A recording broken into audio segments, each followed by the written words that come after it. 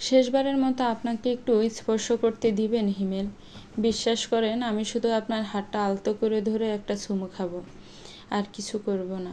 আজকের পর থেকে তো আপনি অন্য কারো হয়ে যাবেন। চাইলেও আপনাকে স্পর্শ করতে পারবো না। কি হলো, দিবেন না একবার স্পর্শ করতে? কান্না ভেজা কণ্ঠে থেমে থেমে কথাগুলো বলল ত্রিবু।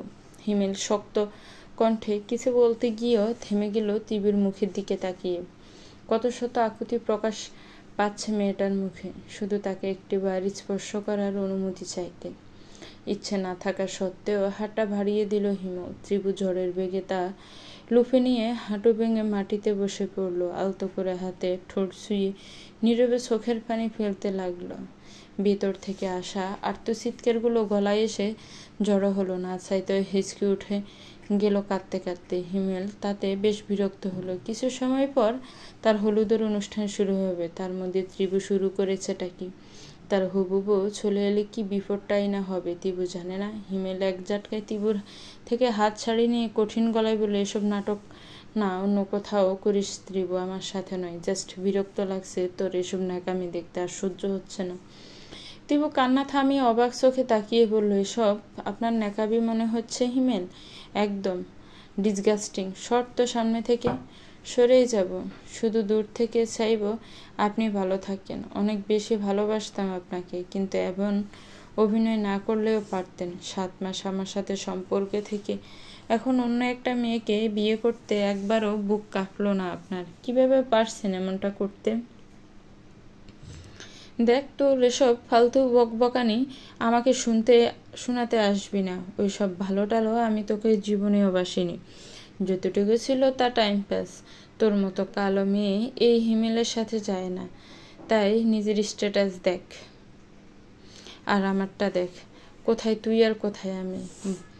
বামুন হয়ে ছাদে হাত বাড়াস না। তোর সাথে যে গত 7 মাস আমি টাইম পাস করেছি তাই অনেক। হিমেলের কথা শুনে ত্রিভুর মাথায় আকাশ ভেঙে পড়ল। যদিও জানতো সে এমনটাই হবে, তবুও কেন যে এই মানুষরূপী অমানুষের পাল্লায় পড়ল তাতেই ঘৃণা লাগছে তার। ত্রিভু কিছু বলার আগেই হিমেল আবারও ভুলে উঠল, তাছাড়া যার মা চরিত্রহীন সে তো চরিত্রহীনই হবে। তোর বাবাকে ছেড়ে আরেকটা বিয়ে করতে যার কোনো সমস্যা হয়নি, তার মেয়ে কেমন হবে তা আমার জানা আছে। হিমেলের কথা শুনে এবার ত্রিভুর মাথায় দফ করে আগুন জ্বলে উঠল। তাকে নিয়ে বলছে ভুলুক, তাই বলে তার মাকে নিয়েও নোংরা কথা বলবে, এটা সে কিছুতেই মেনে নিতে পারবে না। মাটি থেকে উঠে হিমেলের পাঞ্জাবের কলার ধরে ক্ষিপ্ত গলায় চেঁচিয়ে বলল, আমার মায়ের নামে আরেকটা বাজে শব্দ আমি আপনার মুখ থেকে শুনতে চাই না। উচিত কথা শুনতে সবারই খারাপ লাগে। ত্রিভু এক হাতে নিজের কান চেপে ধরে বলল, আল্লাহর দোহাই লাগি, থামুন আপনি। আমার মুখ আছে, আমি বলবই। উনি যেমনই হোক, উনি আমার মা। ওনাকে অপমান করার কোনো অধিকার আপনার নেই। একজন মাকে নিয়ে এসব কথা বলতে হয় না। হিমেল গা জাড়া দিয়ে শক্ত করে ত্রিভুর হাত ওর কলারের থেকে সরিয়ে দিতে দিতে বলল, উনি আমার জন্য শুধুমাত্র একজন চরিত্রহীন মহিলা, আর তুই তার মেয়ে যেহেতু, তাই তুইও চরিত্রহীন। ত্রিভু হাত মুঠ করে নিজেকে শান্ত করার চেষ্টা করছিল, কিন্তু হিমেলের কথা শুনে নিজেকে স্থির রাখতে পারল না। ঠাটিয়ে এক চড় বসিয়ে দিল হিমেলের গালে। দাঁতে দাঁত চেপে বললে, এই চড়টা আমার আরও আগে মারা উচিত ছিল। তাতে তুই আমার জীবন নিয়ে খেলার সাহস করতে পারতি না, সাথে আমার মাকে নিয়ে এসব কথা বলতে পারতি না। হিমেল গালে হাত দিয়ে উত্তপ্ত চোখে ত্রিভুর দিকে তাকালো। তারপর এগিয়ে এসে নিজেও ঠাটিয়ে ত্রিভুর গালে দুটো চড় বসিয়ে দিল। ত্রিভু টাল সামলাতে না পেরে মাটিতে পড়ে গেল। হিমেল এক আঙ্গুল দিয়ে শাসিয়ে বলল, এই চড়ের কথা মনে থাকলে আমার সামনে আসিস না। বাইচান যদি তোর মুখ আমি দেখব, সেদিনে তোকে খুন করে ফেলবো, মনে রাখিস কথাটা। হিমেল হন হন করে ভেতর দিকে চলে যায়। ত্রিভু উঠল না, মাটিতে লুটিয়ে পড়ে হু হু করে কেঁদে উঠল। আজ কালো বলে কি তার এত অনাদর? আচ্ছা, তাতে কি আল্লাহ সৃষ্টি করেননি? আল্লাহর সৃষ্টি কি কখনো অসুন্দর হতে পারে? সে যদি নিজেকে সৃষ্টি করতে পারত তাহলে কি এত কালো রং দিত? আর তার মায়ের কলঙ্কের দাগ সে কেন বয়ে বেড়াবে? তার মা বাবাকে ছেড়ে অন্য কারো হাত ধরে পালিয়ে গিয়েছে বলে কি সে চরিত্রহীন? এটাও বা কোথাকার নিয়ম? এমন কেন আমাদের সমাজটা একজনের করা অন্যায় অন্যজনের ঘাড়ে চাপিয়ে দেয়? আড়াল থেকে এসব কিছুই দেখছিল মারিয়া। সে নাক মুখ ছিটকিয়ে তীব্র ঘৃণা নিয়ে বলল, ছি, এতটা নিচ মন মানসিকতাও কোনো মানুষের হয়? আমার নিজেরই ঘৃণা হচ্ছে এমন একটা মানুষকে আমি না আর ভাবতে পারছি না। ছি। মারিয়া ধীর পায়ে ত্রিপুর দিকে এগিয়ে আসছিল। বাসার পেছন দিক হওয়ায় এদিকটা পুরো ফাঁকা। সবাই হলুদের স্টেজের দিকে আছে। ফাঁকা জায়গায় ত্রিপুর কান্না এসে বাড়ি খাচ্ছে মারিয়ার কানে। মারিয়া ত্রিপুর সামনে যাওয়ার আগেই ত্রিপু উঠে দাঁড়ালো। তারপর দিকপাশ না তাকিয়ে পূর্ব দিকের মেন রোডের দিকে দৌড় লাগালো। বিড়বিড় করে শুধু এটুকুই বলল, এ জীবন আমি রাখবো না। দোষ না করে যখন আমাকে কথা শুনতে হয়, অপমান পেতে হয়, ধোঁকা খেতে হয়, তাহলে এই জীবন রেখে কী লাভ? আমি মরবো, হ্যাঁ আমি মরবো। ঘটনাটা এত দ্রুত ঘটে গেল যে অপর মারিয়ার বুঝতে একটু সময় লাগলো। যখন বুঝতে পারলো ততক্ষণে অনেক দেরি হয়ে গেছে। ত্রিভু তার চোখের আড়াল হয়ে গেছে। সে বড় করে একটা দীর্ঘশ্বাস ছেড়ে স্টেজের দিকে চলে গেল। তবে মনে মনে ভাবলো, আজ একটা হেস্তনেস্ত হয়ে যাবে। ঈশান কোণে মেঘ জমেছে, থেকে থেকে বিজলিও চমকাচ্ছে, ঠান্ডা হাওয়া বইছে, বৃষ্টি আসবে মনে হচ্ছে। আষাঢ় মাসে এসব কিছু না, এই ভালো তো এই মন্দ। বৃষ্টি আসারও কোনো নির্দিষ্ট সময় নেই। এই ধরুন একটু আগেও আকাশটা কত ঝকঝকে ছিল, ছাদও উঠেছিল। সেই ছাদ কালো মেঘে আড়াল হয়ে গেছে। দূর থেকে শো শো শব্দ শোনা যাচ্ছে। ঝড়ের আলামত নয় তো। ঝড় বৃষ্টির রেলিংয়ের ওপর দাঁড়িয়ে আছে ত্রিভু। নিচের টলমলে নদীর পানি। এখান থেকে লাফ দিলে বাঁচার চান্স খুব কম, কারণ নদী বেশ গভীর। ব্রিজের ওপর দাঁড়িয়ে থর থর করে কাঁপছে সে। এতক্ষণ মরবো মরবো বললেও এখন তার খুব ভয় করছে। নিজের জীবন কেনা ভালোবেসে বলুন তো, যে ভালোবাসা না তার থেকে বেকুব এই পৃথিবীতে দুটো নেই। ত্রিভু এক পা বাড়াতে গিয়েও থমকে যাচ্ছে। সারা শরীর কাঁপছে তার। বেশ কিছু সময় লাভ দিবে নাকি দিবে না এসব ভাবছে। মন বলছে লাভ দিতে, মস্তিষ্ক বলছে দিতে না। কার কথা শুনবে? বা ভাবতে ভাবতে মস্তিষ্কের কথায় সায় দিল ত্রিভু। ব্যর্থ হয়ে নিচে নেমে গেল। ব্রিজ থেকে কিছুটা দূরে একটা পরিত্যক্ত বাস স্ট্যান্ড আছে, গুটি গুটি পায়ে। সেখানে এসে দফ করে এক বেঞ্চে বসে পড়লো। বসে মুখ থেকে কিঞ্চিত করে কাঁদতে লাগলো। বিড়বিড় করে আপন মনে শুধু একটা কথাই আওড়াতে লাগলো, কেন কেন আমার সাথেই এমন হয় কেন? আল্লাহ, তুমি আমাকে এমন জীবন কেন দিলে? আল্লাহ কিন্তু এর কথা ঠিকই শুনেছেন, কারণ তিনি সর্বশ্রোতা, সব কিছু জানান ও শুনুন। হঠাৎ করে রিমঝিম ধারায় বৃষ্টি পড়তে আরম্ভ করলো। সে কি বৃষ্টি! একেবারে ঝুম বৃষ্টি যাকে বলে। উপরে ছাউনি জাতীয় কোনো কিছু না থাকায় ত্রিভু জবজবে ভিজে যাচ্ছে, তবুও সে নড়ছে না।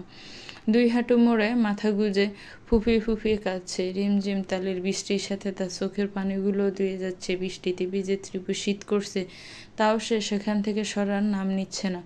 আচমকা ত্রিভুর মনে হলো তার গায়ে বৃষ্টির ফোঁটা পড়ছে না। কান্না থামিয়ে মাথার দিকে তাকাতে বিজলি চমকানোর আলোয় দেখতে পেল তার মাথায় ছাতার মতো কিছু একটা আছে। কেউ সেটা ধরে রেখেছে। ত্রিভু কিছুটা ভয় পেয়ে নিজেকে গুটিয়ে নিল। এই রাতের বেলায় জনমানবহীন নির্জন পরিত্যক্ত বাস স্টপে কেউ আসে না।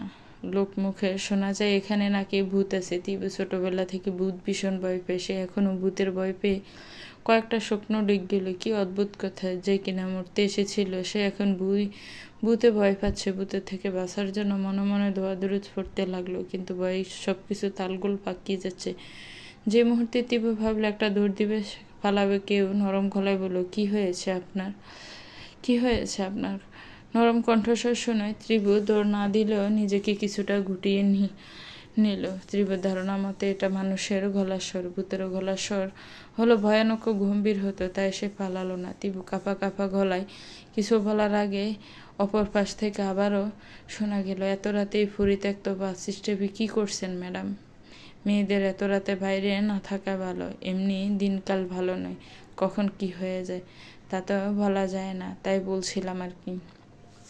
তার কথা শুনে তীব্র মনের ভয় পুরোপুরি না কেটে গেলেও কিছুটা কমল। কণ্ঠস্বর শুনে মনে হচ্ছে কোনো যুবকের গলা, কিন্তু কতটুকু সঠিক তাতে তার একটু সন্দেহ আছে। বেজার শরীরে তীব্র থেকে কেঁপে উঠছে, ভীষণ শীত করছে তার। বৃষ্টির বেগ অনেকটা কমে এসেছে। ঘুরে ঘুরে বৃষ্টির ফোঁটা পড়লেও ঠান্ডা বাতাসের বেগ কমেনি, তাই সেই সাথে আকাশ কাঁপিয়ে বিজলি চমকানোতে আছে। ছেলেটার কথায় ত্রিপুর ভাবান্তর হলো না। নিষ্পলক ছাউনিতে মাথা উঠিয়ে তাকালো, কিন্তু নিকেশ কালো আধারে একটা কালো অবয়ব ছাড়া কিছুই আবিষ্কার করতে পারল না।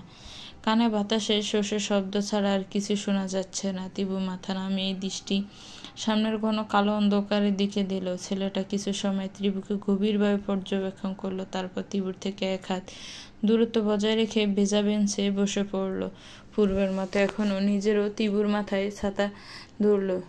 ধীর কণ্ঠে ত্রিবুকে বলল, বাসায় চলে যান। যে বৃষ্টিতে ভিজেছেন তাতে জ্বর চলে আসবে। এই বাতাসে বসে থাকলে কড়া ধরে ঠান্ডা লাগবে। 15 দিনের আগে জ্বর ঠান্ডা ছাড়বে না। ছেলেটার বকবকানিতে তীব্র কপালটা বিরক্তিতে কুঁচকে এলো। বড্ড বেশি জ্ঞান বিতরণ করছে। কে বলেছে তাকে এখানে বসে জ্ঞান বিতরণ করতে?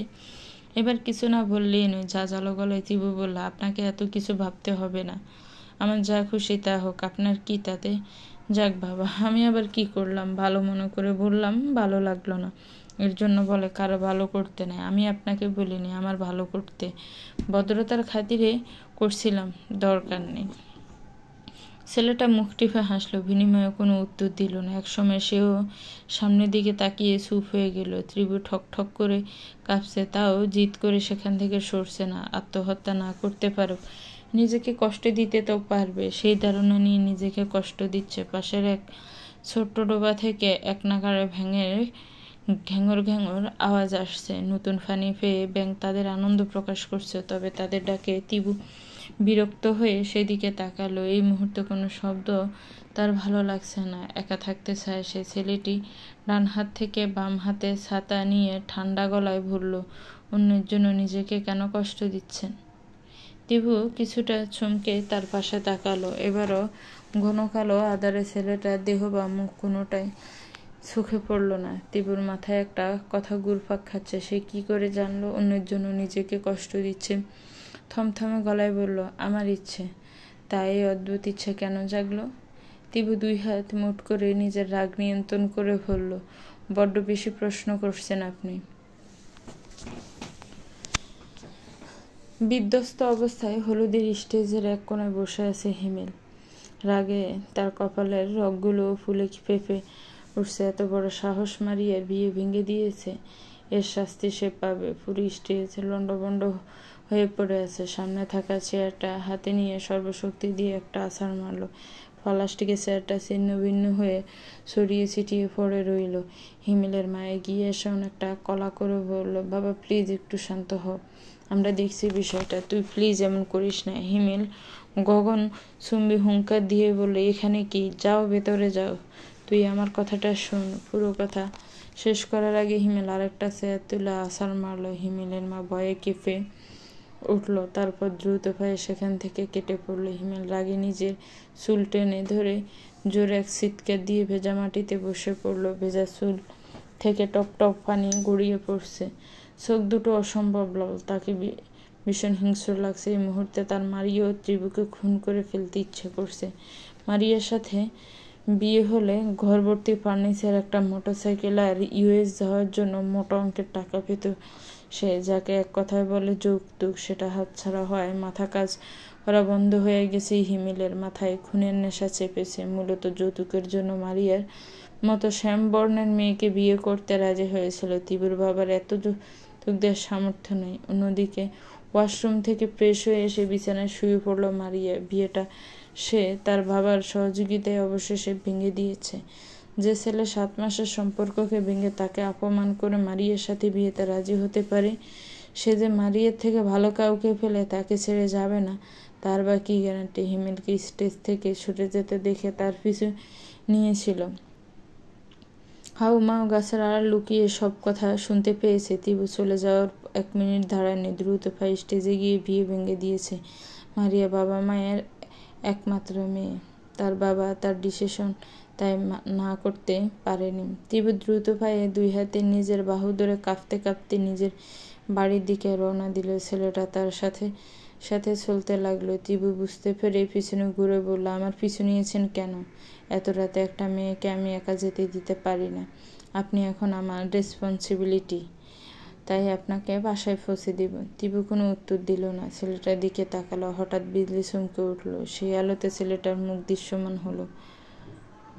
লাল টুকটুকে একটা ছাতা হাতে নিয়ে একটা ছেলে গভীর চোখে তাকে দেখছে। তিবু নিষ্পলক চোখে ছেলের চেহারার দিকে তাকিয়ে রইল। আবারও বিজলি চমকালো। সেই আলোতে আবারও ছেলেটার মুখ দেখল। সেই মুখটা তার মনে এক পলকে গেঁথে রইল। ছাউনিটা কি নিষ্পাপ, কোনো বদল মতল নেই যে সে চোখে। তিবু আবার পথ ধরল। ছেলেটা চলতে চলতে মুচকি হেসে বলল, অন্যের জন্য নিজের ক্ষতি করা বোকামি। আর আপনি তো আত্মহত্যা করতে গিয়েছিলেন। তিবু অবাক কণ্ঠে বলল, আপনি কি করে জানলেন? ছেলেটা তিবুর কথায় থতমত খেয়ে গেল। আমতা আমতা করে বলল, আপনাকে দৌড় দিয়ে এদিক দিয়ে যেতে দেখছি। ব্রিজে দাঁড়িয়ে ঝাঁপ দিবেন কি না দিবেন তা ভাবছিলেন। আমি এখান থেকে দাঁড়িয়ে দেখছিলাম। আপনি যদি ঝাঁপ দিতেন তাহলে আমি বাঁচাতাম, কিন্তু আপনাকে দ্বিধাদ্বন্দ্বে থাকতে দেখে আমি এগোলাম না। ওহ, আপনার কি হয়েছে তা কি বলবেন? যদি আপনার বলতে ইচ্ছে হয় আর কি। আমার মনে হচ্ছে আপনি খুব ডিপ্রেশনে আছেন। বন্ধু ভেবে বলতে পারেন। আপনার দুঃখ লাঘব করতে না পারলেও আপনার মনে দুঃখগুলো কিছুটা কমবে। ত্রিভু বড় করে একটা দীর্ঘশ্বাস ছাড়ল। তার খুব ইচ্ছে করছিল কাউকে মনের কথাগুলো বলতে। সে যদি সব বলতে পারত তাহলে মনটা কিছু হলেও হালকা হতো। কিছু সময় থেমে সে বলল, আমি একটা ছেলেকে ভালোবাসতাম। তার নাম হিমেল। সে সম্পর্কে আমার চাচির ভাইয়ের ছেলে। গত 7 মাস ধরে আমার তার সাথে সম্পর্ক ছিল। সবাই বলতো ছেলেটা খারাপ, তাই আমি তার সাথে সম্পর্কে জড়াতে রাজি হইনি। 2 সপ্তাহ ঘুরে সে আমাকে কনভিন্স করে ফেলেছে। আমার প্রতি ওর ভালোবাসা দেখে আমিও ভেবেছিলাম জীবনে এমন কেউ এলে যে আমি সত্যিকারের ভালোবাসি, কিন্তু আমি ভুল ছিলাম। সে শুধু আমার সাথে টাইম পাস করেছে। তার সূক্ষ্ম অভিনয় আমি ধরতে পারিনি। আজ তার হলুদ ছিল।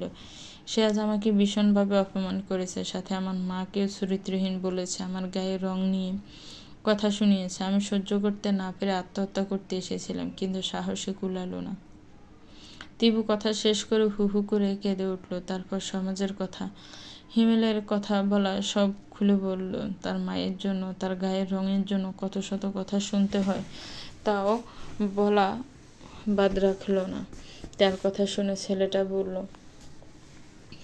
জীবন অনেক সুন্দর মিস, এটাকে এমন হেলাফেলা করে নষ্ট করে দিয়েন না। সমাজ নানা কথা বলবে। এটা শুধু সুযোগ খুঁজে আপনার ইচ্ছা আগ্রহ স্পৃহা গুড়িয়ে দিতে।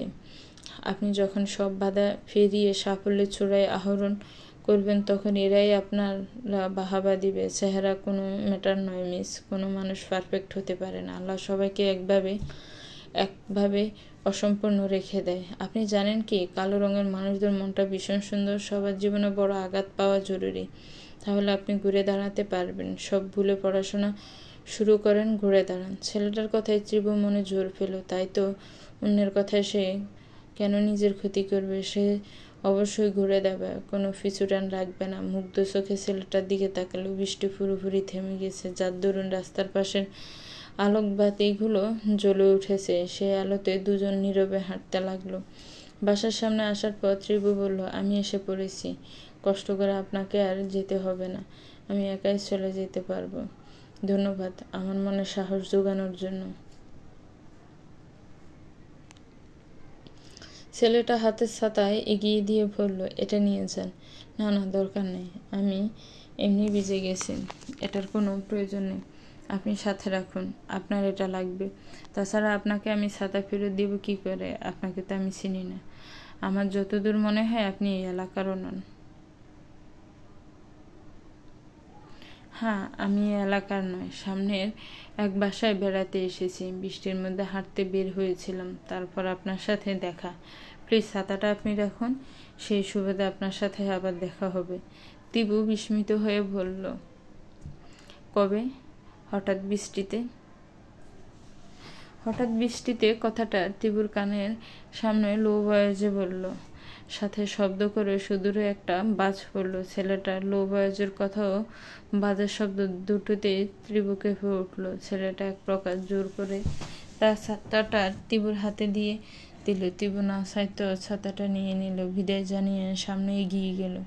কয়েক কদমে গিয়ে তীব্র মনে হলো ছেলেটা কোন বাসায় উঠেছে তার নামটাই জানা হয়নি। নাম না জানলে ছাতা ফেরত দিবি কি করে? নাম জানার জন্য পেছন তাকিয়ে অবাক হলো, সেখানে কেউ নেই। তীব্র অবাক চোখে পেছন তাকিয়ে রইল। এত দ্রুত এখান থেকে যাওয়া সম্ভব নয়। তাহলে ছেলেটা গেল কি করে?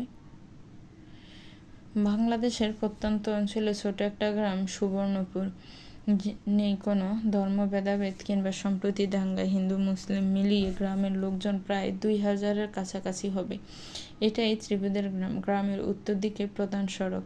সেই সড়কে বাস চলাচল করে। এছাড়া আনাচে কানাচে ছোট বড় কাঁচা পাকা রাস্তা তো আছে। ঢাকা যেতে হলে ওই প্রধান সড়ক দিয়ে যেতে হবে। সড়কের থেকে কয়েক মিনিট হাঁটলে খরস্রোতা নদী। নদীর উপর বিশাল ব্রিজ। মূলত এই ব্রিজ দুই পারের প্রধান সড়ক সংযুক্ত রাখতে বিশাল ভূমিকা পালন করেছে।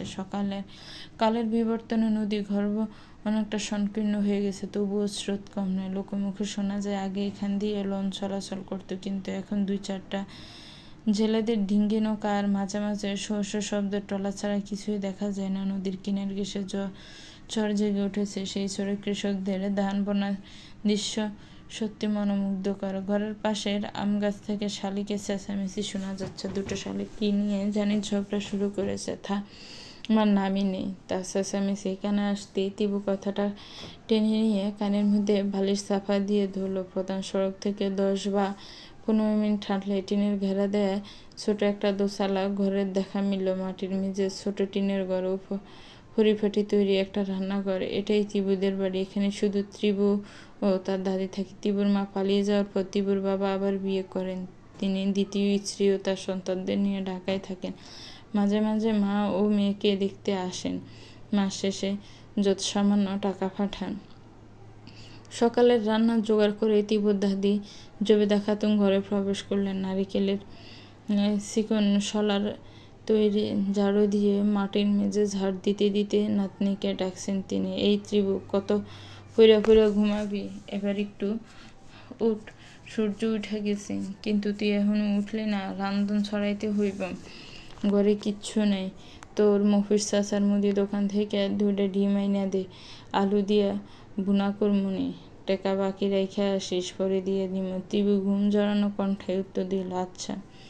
ত্রিপু আচ্ছা বলে আবারও কাঁথা মুড়ি দিয়ে উল্টো ফাঁস হয়ে শুয়ে পড়ল। নাতনিকে উঠতে না দেখে জবেদা খাতুন এগিয়ে এসে তীব্রর মুখ থেকে কাঁথা সরিয়ে বলল, এই সেমরি কি কইতেছি শুনছস? তোর কি কলেজ নাই আজকে?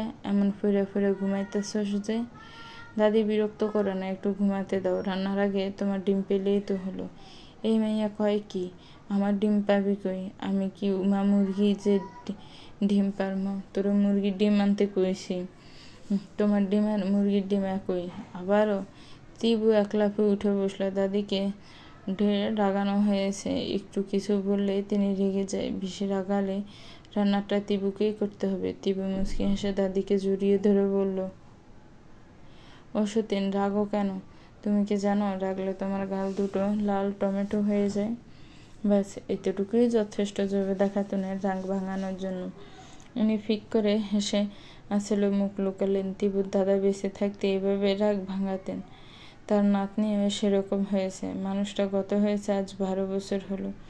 তবুও তার কথার অঙ্গভঙ্গি, চেহারার গঠন সেই তীব্রর সাথে মিল পায়। জবেদা খাতুন কপট রাগ দেখিয়ে বলল, হয়েছে, আর পাম মারতে হইব না। যা, দৌড় দিয়া 2টা ডিম লইয়ায়, আমি গিয়া জাল ঠেলা দিয়ে আহি।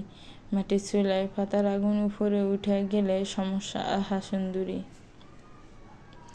তীব্র তার দাদিকে ছেড়ে টেবিলের উপর থাকা ব্রাশটা হাতে নিল। গুনগুন করে গান গাইতে গাইতে ফেস্টের টিউব থেকে ব্রাশে ফেস্টে বরিয়ে নিল। আজ অন্যদিন থেকে বেশি উৎফুল্ল লাগছে তাকে। গত রাতে বাসায় ফিরে জব্বর এক ঘুম দিয়েছে। এক ঘুমের রাত পার। ফ্রেশ ঘুমের কারণে গতকাল রাতে সব স্মৃতি তার মাথা থেকে বেরিয়ে গেছে। গান থামিয়ে দাঁত ব্রাশ করতে করতে রওনা দিল মফিজ চাচার মুদি দোকানের দিকে। পূর্ব দিগন্তর সূর্য তার অস্তিত্ব জানান দিয়েছে বহু আগে। ডিমের কুসুমের মতো লাল সূর্যটা ধীরে ধীরে পুরো ভুবন আলোকিত করছে। রাতে যেমন ঘন কালো অন্ধকারে সে থাকে, তেমনি সকালের সূর্য তার কিরণে সারা পৃথিবী আলোকিত করে দেয়। সেই আলোতে অন্ধকার লেজ গুটিয়ে ফেলায়। পৃথিবী সাজে নতুন রূপে। গত রাতে যে ঝুম বৃষ্টি হয়েছিল তা বোঝার উপায় নেই। বারান্দায় দাঁড়িয়ে আজ অনেকদিন পর সূর্যোদয় দেখল মারিয়া। আরও একটি নতুন সকালের আগমন, নতুন সকাল, নতুন জীবন। চায়ের কাপটা পাশে রেখে বড় করে একটা নিঃশ্বাস নিল সে। তখনই মারিয়ার বাবা মহিউদ্দিন সাহেব দরজা খুলে মেয়ের কাছে অনুমতি চাইল, মা আসব? আরে বাবা এসো। মারিয়া বারান্দায় রাখা প্লাস্টিকের চেয়ারে বসল। পাশের চেয়ারটা টেনে মহিউদ্দিন সাহেবকে বলল, বসো। চেয়ারে বসে মহিউদ্দিন সাহেব মেয়ের মাথায় হাত বুলিয়ে দিতে দিতে বলল, মন খারাপ করিস না, নিশ্চয় আল্লাহ তোর জন্য ভালো কিছু রেখেছে। তুই যদি আমাকে সব ভুল না বলতি তাহলে গতকাল কত বড় ভুল হয়ে যেত আমার। এটা ভেবেই আমি বারবার কেঁপে উঠছি। আহা বাবা, কি শুরু করলে? সকাল সকাল এসব কি খুব দরকার ছিল?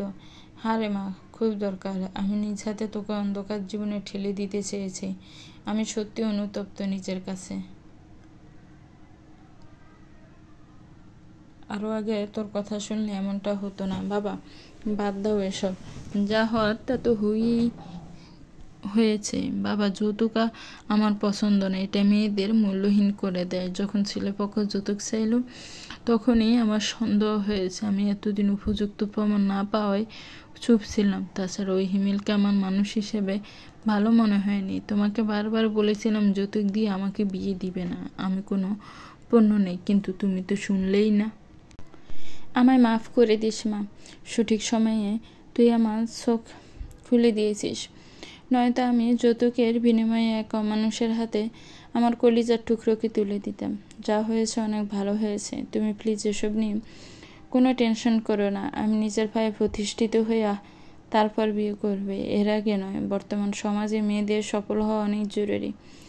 তোর যতদূর ইচ্ছে পড়িস, আমি মানা করব না। মারিয়া দুই হাতে তার বাবাকে জড়িয়ে ধরে খুশিতে চিৎকার করে বলল, থ্যাংক ইউ বাবা, you are my best father in the world. গতকালের বৃষ্টিতে কাঁচা রাস্তার মাঝে বেশ কয়েক গর্ত পানি জমে আছে। তিবু এক হাতে ব্রাশ ধরে আর এক হাতে প্লাজো উছিয়ে হাঁটছে যাতে কাদা না লাগে। এক রাতে আশেপাশের ডোবাগুলো তো পানিতে টইটুম্বর। নতুন পানির আনন্দে দু একটা ব্যাঙ লাফিয়ে বেড়াচ্ছে। হালকা ভেজা মাটির ঘ্রাণ পাওয়া যাচ্ছে। রাস্তার কোনায় দুটো কেয়া ফুলের গাছ আছে, সেখানে কয়েকটা কেয়া ফুল ফুটেছে। তিবু হাত বাড়িয়ে ফুল ছিঁড়তে গিয়েও ছিঁড়ল না। গাছের ফুল গাছেই সুন্দর। সবুজ ঘাসের উপর চিকন এক বন্য ফুল গাছ। সাদা লাউ ফুলের মতো ফুলগুলো ঝুলছে। বৃষ্টিতে তাদের বেশ সতেজ লাগছে। আশেপাশে পর্যবেক্ষণ করতে করতে এক সময় মফিজ চাচার দোকানের সামনে চলে এলো। চাচা, দুইটা ডিম দিয়েন তো। মফিজ চাচা তিবুকে দেখে একগাল হেসে তার কুশলাদি জিজ্ঞেস করলে, এই লোকটা তিবুকে ভীষণ পছন্দ করে। তিবু মেয়েটাই এমন, খুব সহজে সবার সাথে মিশে যেতে পারে। খুব সহজে মিশে যেতে পারে বলেই তো আঘাতগুলো খুব সহজে পায়। আরে তিবু মাঝে, কেমন আছো? আলহামদুলিল্লাহ ভালো চাচা, আপনি? আছি মা, আল্লাহর রহমতে ভালোই আছি। কথা বলতে বলতে ডিমের গোল খাঁচা থেকে দুটো ডিম দিয়ে ছোট পলিথিনে গিট দিলেন মফিজ মিয়া। তিবুর দিকে এগিয়ে দিয়ে বললেন, এই নাও, খাতায় লিখে রাখেন চাচা। টিউশনির টাকা পেলেই আপনার বকেয়া পরিশোধ করে দিব। কোনো সমস্যা নেই মা, তুমি টাকা পয়সা নিয়ে চিন্তা করো না। তোমরা হইলা নিজগো মানুষ। নিজগো মানুষের লগে কি এত হিসেব নিকাশ চলে? তিবু মুগ্ধ নয়নে মফিজ মিয়ার দিকে তাকালো। মানুষগুলো কত সহজ সরল, নেই কোনো বিদ্বেষ, হিংসা, সহজ সরল স্বীকারোক্তি। এই মানুষগুলোর জন্য কিছু তো তার করতেই হবে তার, নয়তো এদের ঋণ শোধ করবে কি করে? মফিজ মিয়া আবারও একটা হাসি দিয়ে বলল, আর কিছু লাগবে মা? তিবু কিছু সময় ভেবে বলল, 250 গ্রাম মসুর ডাল দিয়েন। আর নাফা ট্যাবলেট আছে চাচা? হ আছে, 1 পাতা নাফা দিয়েন। গ্রামের মুদি দোকানে নাফা ট্যাবলেট অ্যাভেলেবেল পাওয়া যায়, তাই এটা কোনো আশ্চর্যের বিষয় নেই। তিবুর শরীরটা কেমন জানি জ্বর জ্বর লাগছে। কালকে বাসায় সে দ্রুত নাফা খেয়ে নিয়েছিল, যার কারণে জ্বর বাবাজি হামলা করার সুযোগ পায়নি। তবে এখন আসবে আসবে ভাব, গলাটাও উসখুস করছে। কে জানে দেবে যাবে কিনা। মফিজ মিয়া 250 গ্রাম মসুর ডাল ও 1 পাতা নাফা ট্যাবলেট তিবুর হাতে ধরিয়ে দিয়ে এদিক সেদিক তাকিয়ে সতর্কতা মিশ্রিত কণ্ঠে বলল, খবর শুনছো নাকি ত্রিবুমা? ত্রিবু ডিম মসুর ডাল একটা বড় পলিব্যাগে ঢুকিয়ে ভালো করে ঘিট দিল। তারপর চাচার দিকে তাকিয়ে বিস্মিত কণ্ঠে বলল, কি খবর চাচা? মেম্বারের ফলা হিমেলের বিয়ে তো ভাঙ্গিয়া গেছে, ওর হবু বউ ভাঙ্গিয়া দিছে। খবরটা শুনে ত্রিবু চমকে উঠল। একে একে কত রাতের ভাজে স্মৃতিগুলো চোখের পাতায় ভেসে উঠল। রাতে সেই ছেলেটার কথা মনে হতে লাল ছাতার কথা মনে হলো। তবে তার ভীষণ ভয় করছে, হিমেল যদি তার বিয়ে ভাঙার দোষটা ত্রিবুর গাড়ে চাপিয়ে দেয় তাহলে তো এই গ্রামে থাকা দুষ্কর হয়ে যাবে। এমনি টিভির পিছনে সব লেগে আছে, তার মায়ের কলঙ্কের দাগ তো তার গায়ে লেপটে দিয়েছে। তার মধ্যে এই বেজাল হলে না জানি কত ভাজে খেতাব পাতে হয়।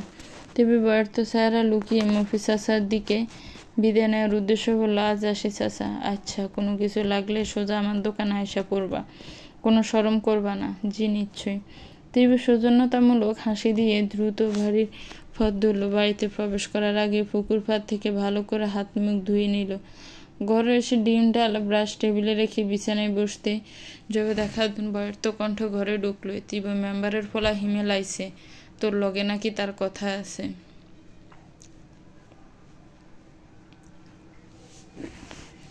তীব্র মেম্বারের দাদির মুখে হিমেলের নাম শুনে তীব্র চমকে বিস্ফোরিত দৃষ্টিতে তার দাদির দিকে তাকালো। সারা রাস্তায় সে ভয়টা পাচ্ছিল। চোখ নামিয়ে মাটির দিকে শান্ত নজর দিল। তীব্র বুকের ভেতরটা টিপ টিপ করছে। তীব্র রিয়াকশন বদলে যাওয়ায় জবে দেখাতুন এগিয়ে সে তীব্র বাহু মৃদু করে ধাক্কা দিয়ে বলল, কি রে, এমন মূর্তির মতো বইয়ে রইলি কেন? কি কইলাম শুনলি না? মেম্বারের ফোলা আমাগো বাড়ি কেন? তোর সাথে তার কিসের কথা?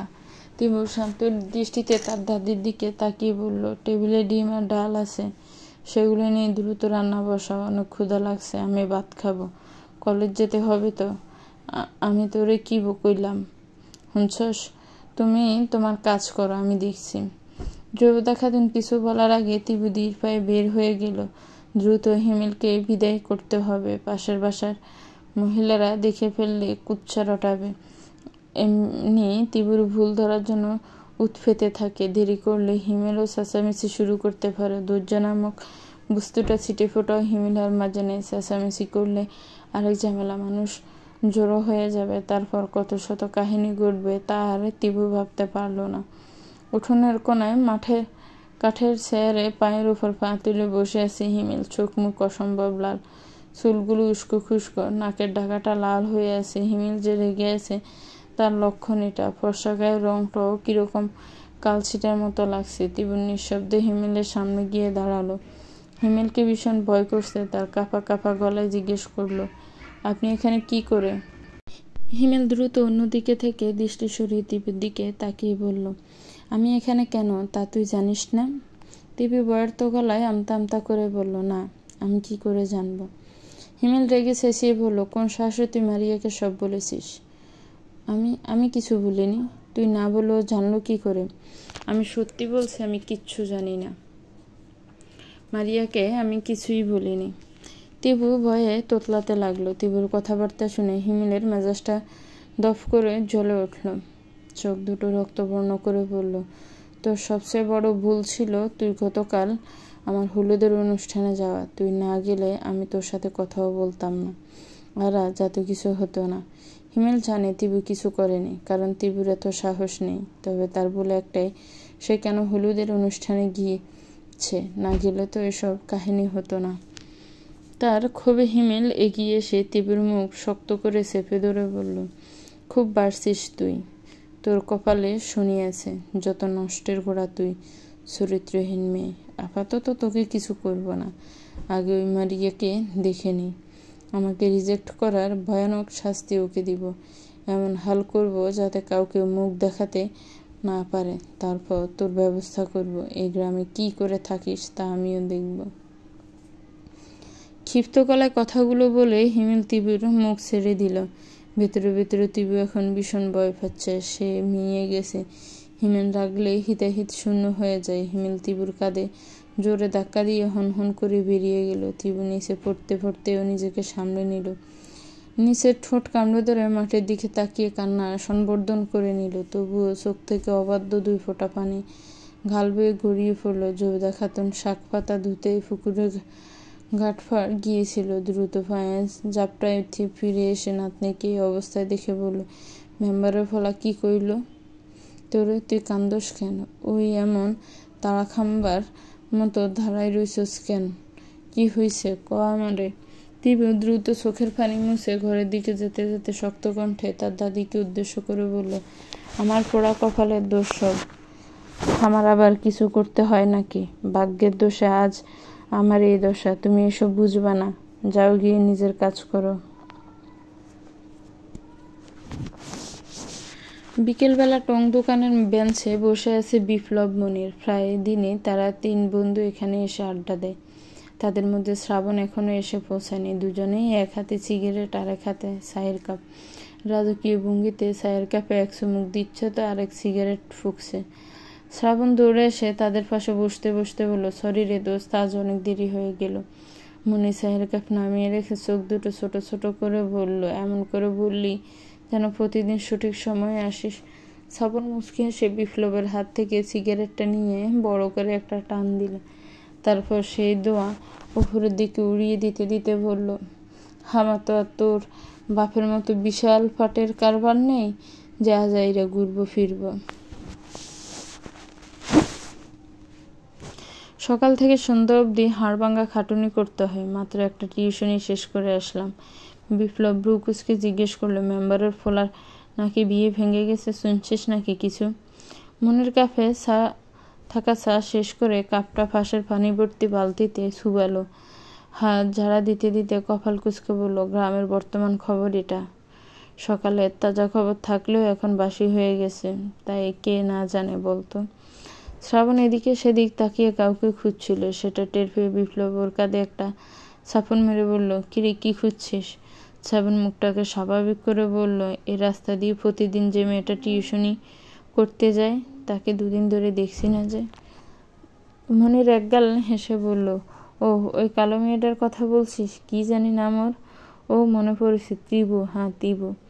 নামের সাথে কালো শব্দটা জুড়ে দেওয়ায় শ্রাবণ বেশ বিরক্ত হলো। একটা মানুষ কালো হতেই পারে, তাই বলে সবসময় কথার আগে গায়ের রং ট্যাগ করতে হবে কেন? বিরক্ত মাখা কণ্ঠে বলল, দোস্ত, একটা মানুষ কালো হতেই পারে, তাই বলে এভাবে বলা উচিত নয়। আল্লাহ সবাইকে একরকম বানায় না। তোর গায়ের রং অন্যের থেকে ফর্সা বলে তোর থেকে ছাপা গায়ের রং এর মানুষকে তুই অপমান করতে পারিস না। মনির এসব কথা গায়ে না মেখে মুখ বাঁকিয়ে বলিস, কালো বলায় তোর গায়ে একবারে পস্কা পড়লো মনে হয়। মনিরের কথায় শ্রাবণের ভীষণ রাগ হলো, কিন্তু মুখে প্রকাশ করলো না। মনিরের জায়গা অন্য কেউ থাকলে এখানে নাক ফাটিয়ে ফেলতো। শুধু বন্ধু হওয়ায় বেঁচে গেছে। নিজেকে সম্বরণ করে শ্রাবণ বলল, হ্যাঁ মেয়েটার গায়ের রং কালো, কিন্তু চেহারা গঠন কিন্তু মাশাআল্লাহ। চেহারাটা অসম্ভব মায়া দিয়ে ঘেরা। তাকিয়ে থাকলে একটা পবিত্রতা কাজ করে। আমার কাছে আস্ত একটা কিউটের ডিব্বা মনে হয়। মনির হো হো করে হেসে উঠল।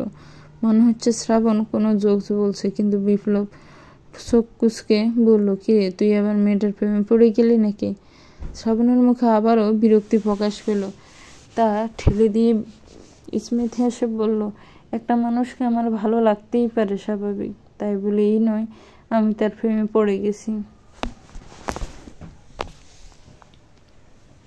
মেয়েটার সাথে কলেজ ক্যাম্পাসে 2 বার কথা বলেছিলাম। কথা বলার ধরন, আচার ব্যবহার আমার ভীষণ ভালো লেগেছে, তাই নিজেকে মনের ভাব জানালাম। তোরা সেটাকে প্রেমের দিকে ঠেলে দিলি। মনির ঠাট্টার সুরে বলল, শেষ পর্যন্ত তোর একটা কালো মেয়েকে ভালো লাগলো? শ্রাবণ হাত মুঠ করে নিজের রাগটা নিয়ন্ত্রণ করে নিল। মনির এই একটা বাজে অভ্যাস, কারো কোনো খুঁত ফেলে তা নিয়ে নাচানাচি করে।